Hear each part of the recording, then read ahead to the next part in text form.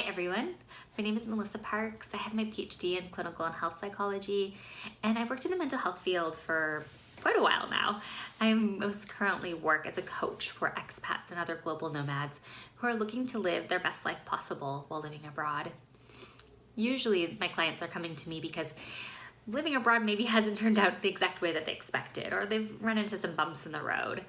And today I want to talk with you about one of those typical things that they can run into, and that's dealing with loneliness. Now, loneliness is something we've all experienced before, and it's really not comfortable at all. And as I've been talking about some of my recent videos, it's normal to feel uncomfortable feelings. And what I want to do today is to help you learn, give you some ideas and some tools to be able to manage that loneliness that will inevitably come up sometimes. What my clients often find is that they're confronted with loneliness in a whole new way when they move abroad. And sometimes that might be, because they're lacking a social support system. And it's something that takes time to build up, and especially to really connect with those people that, really get you. And if you go online, and this is sometimes what I recommend to clients, is you'll find all sorts of suggestions for things you can do to help build that social support system and help you to get connected in your new community. That's a great solution to have, and one that sometimes that's what loneliness is trying to tell us, is kind of knocking on the door. Hey, you need connections. You need social connection. But there are other times when loneliness is just there and there isn't anything we can do about it. And sometimes that's because we're in kind of the limbo period of getting adjusted and we don't have those friends yet. Or sometimes, loneliness can just come up even when we're in a room full of people. Sometimes we can have that feeling of loneliness come up. So today I want to talk about what can we do in those times when we can't be around other people to get rid of our loneliness. Because actually what ends up happening sometimes is when our only solution to deal with loneliness is to reach out to other people and surround ourselves with other people, sometimes that can turn into actually an avoidance technique. And what my clients find a lot of the time is that they move abroad and they realize wow, when I was back at home, I never had to deal with loneliness. I never had to sit with it, because if I felt lonely, I would go find people to be around, or I would find something to distract me. And living abroad, sometimes they don't have those options anymore. Maybe it's okay, in a few hours from now, I can call my family at least on Skype or Zoom or whatever. But maybe with the time zone difference, even that's not an option at that time.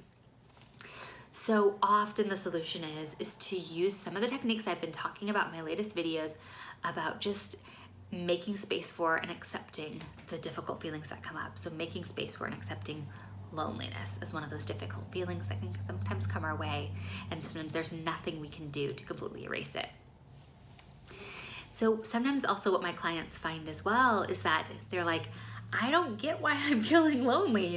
Back when I was at home, I loved being on my own. I loved, having time for myself. It was never something that was hard for me.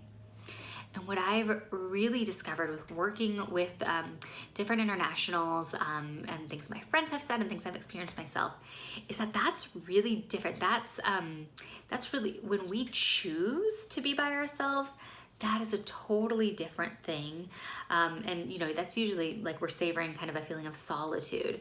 Whereas when we are kind of forced to be alone, that's usually when those feelings of loneliness come up. So sometimes that's helpful for my clients to realize oh, okay, that's why this is happening. That's why this loneliness is coming up. Because one of the first steps that we have to do is what I've been saying about, in some of my past videos, if you've been following along, is that when an uncomfortable feeling comes up, the first thing we need to do is to try and not judge it. And often the hardest part and the most painful part about loneliness is because of that judgment. And now that judgment might come as saying, like I just said, sometimes this isn't me. I don't recognize this feeling. I never felt lonely at home. That's a judgment. That's saying something's wrong with me right now. This isn't normal that I feel this way. It might also be that sometimes our brain judges when we're feeling lonely because it kind of associates it with something's why don't I have any friends? Why don't I have anyone to be around with right now? That can lead us into a spiral of self-criticism, and even can lead us to feel a sense of shame, like something is wrong with us. It can also, if we feel loneliness and we start to judge it and we start to say, oh, maybe I can't handle this feeling or something's wrong with this feeling, we might start to feel anxiety or stress about it as well. So what we want to do is to try to just stay with the loneliness and try to kind of remove as much of the judgment of it from it as we can, because that way that can allow us to sit with the loneliness, not resign ourselves to it, not say that we love loneliness, like bring it on. Not at all. But it can help us to sit with it, make space from it, recognize that it won't last forever, that it's a normal human feeling and something that people who are living abroad experience all the time. And then we can move on and find something else. That's how we make sure that loneliness doesn't hold us back from doing things that are important. It doesn't, it helps us, because what happens sometimes is like if we just get stuck in loneliness and we start judging ourselves for being lonely and we start judging the loneliness and we start becoming anxious, then it might be hard to reach out to other people, or it might prevent us from doing things that would be really great self-care and that might make the loneliness feel less intense. So what I want you to do is we're going to do an exercise to just kind of get in touch with, are you judging loneliness? And I want you to kind of think for a minute, what was the time recently when I felt lonely? And I want you to grab a piece of paper. And if you don't have a piece of paper, you can also grab like a notepad on your phone, a notepad app. And you're gonna fold it in half. And if you're on your phone or tablet or whatever, you can just, make sure you have this kind of divided space. And what you're gonna do is on one side of the paper, I want you to write inner critic. So the inner critic, that is our critical voice. That's the voice that's saying all those things to us about why we shouldn't feel lonely and what's wrong with us about feeling lonely and why feeling lonely is not okay. So just jotting down a few things, maybe the inner critic says like something's wrong with you, or you don't have any friends, or this isn't like you, or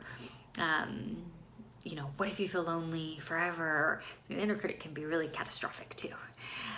So writing down a couple of things there, and you can keep doing the exercise later if you want to have more time to reflect. But on the next side of the paper, I want you to write down your inner emotion coach. So emotion coaching is sometimes something that can be taught to parents, to help them to coach their kids through difficult feelings. But I think us adults need that just as much. And we can tap into our inner emotion coach. And that, I want you to think about, what would my inner emotion coach say to me about feeling lonely? So I'll give you some ideas. The inner emotion coach might say something like, loneliness is so hard, but this is a completely normal feeling to have, and even though it sucks, we don't need to push it away. You're not actually alone. You do have people who really care about you. I really care about you.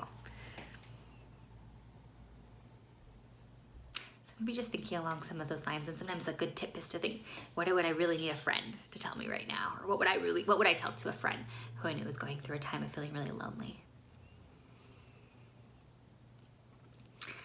I would also encourage you to reach out and talk to somebody if you are feeling lonely.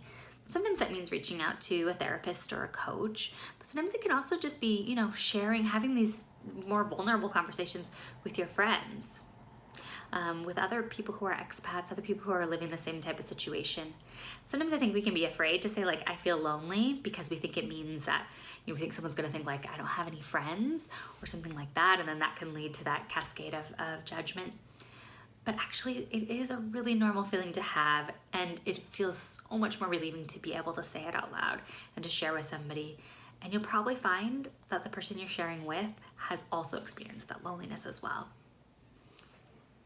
I hope that this is really helpful for you, and I hope this gives you some ideas of ways that you can help yourself the next time you are feeling lonely. Let me know by leaving a comment or sending me a message what you thought about this. And if you have any tips to add about dealing with loneliness as an expat or global nomad. I hope you have a great day. Bye.